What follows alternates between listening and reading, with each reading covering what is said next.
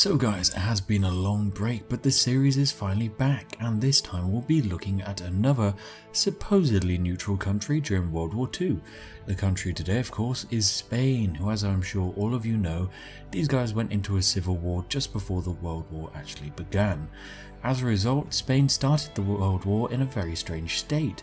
It was rather unstable, and its leadership was still torn on whether it should get involved.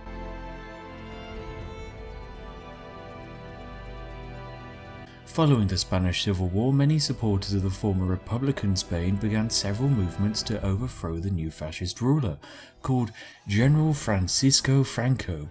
I must say that guy's name is absolutely splendid. These movements, however, gathered little traction as Spain was able to focus on internal affairs during the war. However, during 1944, one major rebellion was initiated by trained and armed members of the Spanish Communist Party. They attacked from the French border in the north with the assistance of the French government that turned a blind eye. However, they were not as well prepared as the Spanish military and lost the battle after 4 days.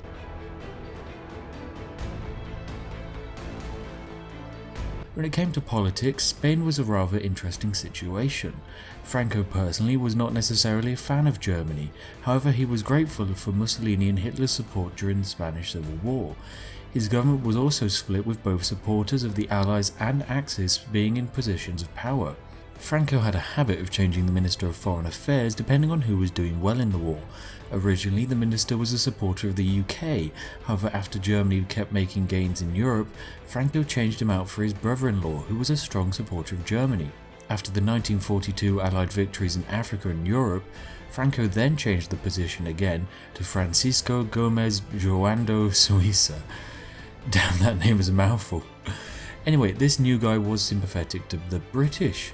There were many fears on the British side that Franco might use Gibraltar as an excuse to join the war on the Axis side, and whilst plans were made for an occurrence, Franco never actually allowed any invasion to take place.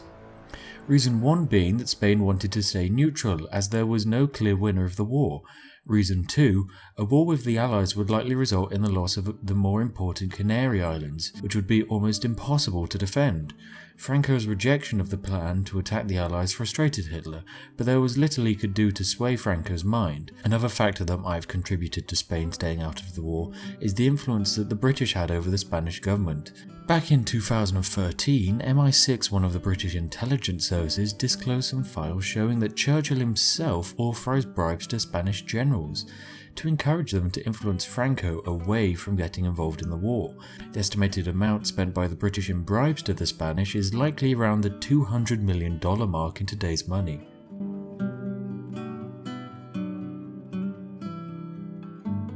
Diplomatically speaking, Spain almost joined the war, most notably in June of 1940 after the fall of France. Franco declared that he was ready under certain conditions to enter the war on the side of Germany and Italy. These certain conditions, of course, were never met. At first, Hitler did not encourage Spain to join as he felt he could do it on his own just fine. However, after the defeats of the Luftwaffe during the Battle of Britain, Hitler promised Franco help in return for active intervention from Spain. Hitler said that he would support Spanish claims on French Morocco in exchange for some of Morocco's raw resources. Some nationalists in Spain called for even more and wanted to claim regions in the south of France. A meeting between Hitler and Franco took place on October 23, 1940, with the aims of fixing the details of an alliance. However, during this talk, Franco demanded far too much for Spain and proposed a deal that would have been almost impossible for Germany. Hitler was so furious he threatened to have Vichy France annex parts of Spain. In the end, no deal was reached and relationships between the two sides soured. Hitler later told Mussolini, "I prefer to have 3 or 4 of my own teeth pulled out than have to speak to that man again." Some people believe that Franco deliberately set the bar so high that Germany would expect nothing from Spain and so would never call them into the war, thus securing Spanish neutrality by making it seem to the Allies that Germany also hated Spain.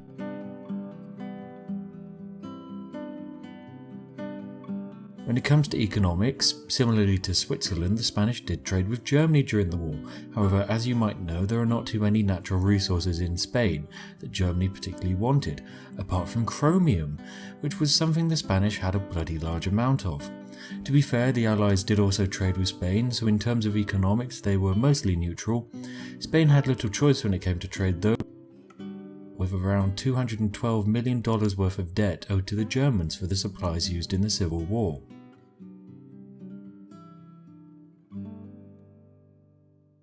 Militarily speaking, Spain did more than Switzerland when it came to fighting and got involved on both sides to play very important roles. The volunteer forces of Spain kind of demonstrated the divide in the country that still existed after the Civil War. Spain did not want to anger the United Kingdom and so would only permit volunteers who joined the Axis side to fight communists in the east. Franco felt that this was the appropriate repayment for Germany for their help in the Civil War, and it allowed Spain to remain neutral. The volunteer service also provided a great outlet for the strong anti-communist sentiments that existed in Spain after the Civil War. Spain had originally expected to send around 4,000 men to help Germany, but soon discovered that it had enough volunteers to send a full division. So two groups were sent, the Blue Division, nicknamed Franco's Chaps, made up of infantry, and Blue Squadron, that was made up of Spain's Air Force volunteers. Blue Squadron successfully shot down 160 Russian aircraft during their 2-year service, at the loss of only 20 of their own pilots due to either being shot down or prisoner of war camps. Blue Division, however, numbered 45,482 troops in total. Most of them came from Spain, however some of them were Portuguese. The Blue Division served well against the communist forces in many famous fights, most notably the Battle of Leningrad. They fought so well in fact that Hitler commissioned the Blue Division Medal to be rewarded to the division for its service against the communists.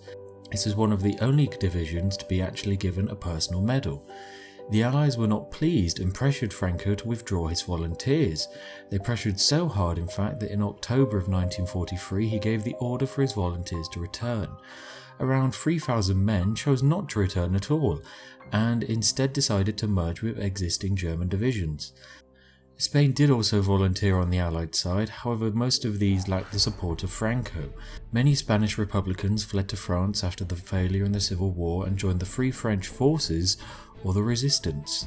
They played many important roles, and the French 9th Armoured Company was comprised almost entirely of Spanish Civil War veterans. This same company also became the first Allied unit to enter Paris after its liberation in 1944.